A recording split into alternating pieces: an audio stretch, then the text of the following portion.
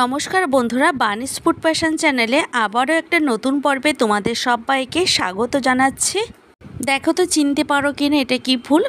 এটা হচ্ছে শাপলা ফুল।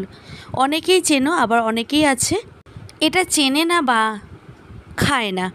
আমিও জানতাম না শাপলা ফুলের বড়া যে খাওয়া যায়। এটা বিয়ের পর শ্বশুরমশার কাছ থেকে শিখেছি।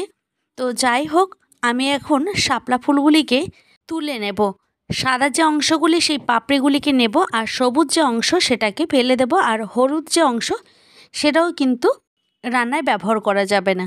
শাপলা ফুলের বড়া একবার যদি করো, মন চাইবে বারবার তৈরি করার জন্য। খেতে কিন্তু ভীষণ মজাদার হয়। গরম ভাতে ডালের সাথেও খেতে তো ভীষণই ভালো লাগে। এখন বাজারে গেলে প্রচুর পরিমাণে শাপলা দেখতে পাওয়া যায়। ঝটপট বানিয়ে নিতে পারবে এই রেসিপিটা। হাতের কাছে থাকা মাত্র কিছু উপকরণ দিয়ে খুব সহজে বানিয়ে নেওয়া যায়। তাহলে চলো রান্নার মূল পর্বে ফেরা যাক। আমি এখানে শাপলা ফুলের পকোড়াগুলিকে তৈরি করার জন্য চারাটি শাপলা ফুল থেকে যে কটা ফুল পাবো সেই কটা ফুলের পাপড়ি দিয়েই আজকে রেসিপিটা তোমাদের সাথে শেয়ার করব। দেখতেই পাচ্ছ আমি এখানে ফুলের পাপড়িগুলিকে আলাদা করে নিয়েছি একটা প্লেটের মধ্যে। পাপড়িগুলিকে আলাদা করে নেওয়ার পর খুব ভালো করে ধুয়ে নেব। তোমরা চাইলে এই পাপড়িগুলিকে বটি বা নাইফের সাহায্যে ঝিরিঝিরি করে কেটে নিতে পারো। এখন আমি একটা ব্যাটার তৈরি করে নেব, তার জন্য একটা মিক্সিং বোল নিয়েছি। এবারে আমি এর মধ্যে দিয়ে দিচ্ছি 3 টেবিল চামচ বেসন। যদি বেসন আরও দরকার হয় তবে পরে আমি অ্যাড করব। এরপর আমি দিয়ে দিচ্ছি ঘরে তৈরি করা চালের গুঁড়ো 2 টেবিল চামচ। কালারের জন্য কাশ্মীরি রেড চিলি পাউডার ব্যবহার করলাম। এর মধ্যে দিয়ে দিচ্ছি কালো জিরে আর স্বাদ অনুযায়ী নুন। এরপর আমি এর মধ্যে দিয়ে দিচ্ছি ঝালের জন্য একটা কাঁচা লঙ্কা। এর থেকে আর বেশি ব্যবহার করছে না, যেহেতু ফুলের পাপড়ির পরিমাণ কিন্তু অনেকটাই কম, তাই লঙ্কাটা আমি বেশি ব্যবহার করব না। এখন এই সমস্ত উপকরণগুলিকে খুব ভালো করে মিশিয়ে নিয়ে অল্প অল্প জল দিয়ে একটা ব্যাটার তৈরি করে নিচ্ছি। এখানে ব্যাটারটি না খুব ঘন হবে না খুব পাতলা। তোমরা দেখতে থাকো আমি ব্যাটারটি কিভাবে তৈরি করছি।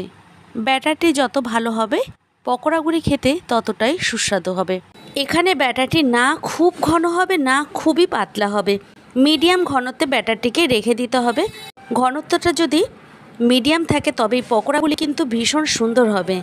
এখানে এই মিশ্রণটি হাতের সময় নিয়ে খুব ভালো করে ফেটিয়ে নিচ্ছি।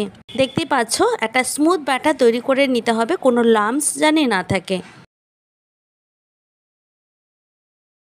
আচ্ছা, এবার আমি শাপলা ফুলগুলিকে মাঝখান থেকে ঠিক এইভাবে একটু ছিঁড়ে নেব।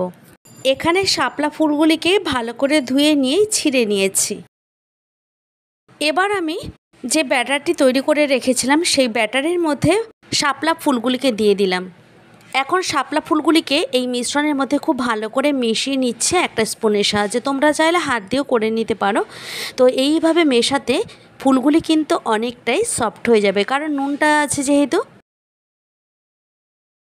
আমি 2 থেকে 3 মিনিট এইভাবে ভালো করে মিশিয়ে নিচ্ছি, এতেই কিন্তু সফট হয়ে যাবে।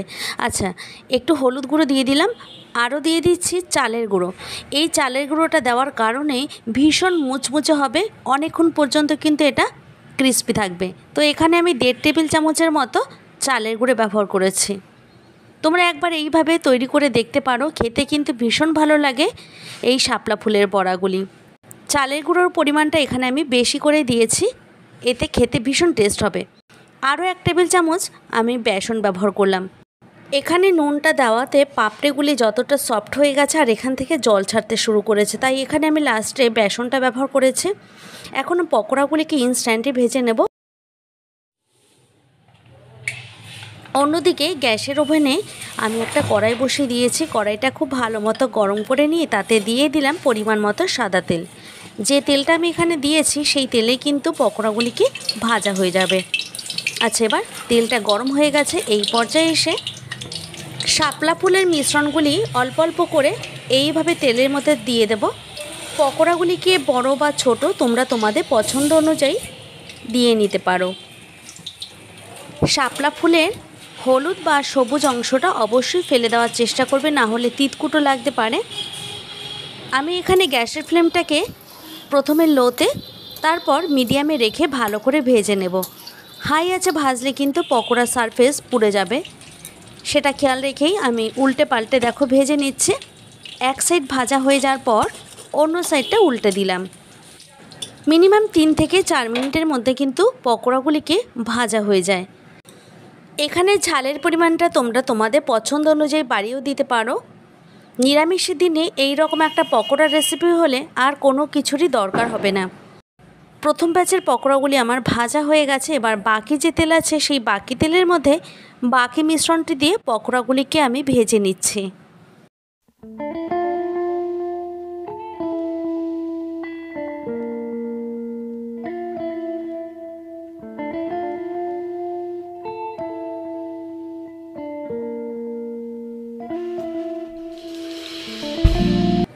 এখানে আমার দ্বিতীয় ব্যাচের পকোড়াগুলিকেও ভাজা হয়ে গেছে। ভিডিওটি কেমন লাগলো অবশ্যই কমেন্টের মাধ্যমে জানাতে পারো। ভালো লাগলে প্রচুর প্রচুর লাইক শেয়ার করার অনুরোধ রইল। আবারও দেখা হবে অন্য কোনো ভিডিওতে, অন্য কোনো দিন এবং অন্য কোনো সময়। তোমরা সবাই ভালো থেকো, সুস্থ থেকো এবং সবাইকে ভালো রাখার চেষ্টা করো। আজকের ভিডিওটি আমি এখানেই শেষ করছি। আমার নতুন এবং পুরনো বন্ধুদেরকে জানাই অসংখ্য ধন্যবাদ এইভাবে প্রতি মুহূর্তে আমার পাশে থাকার জন্য।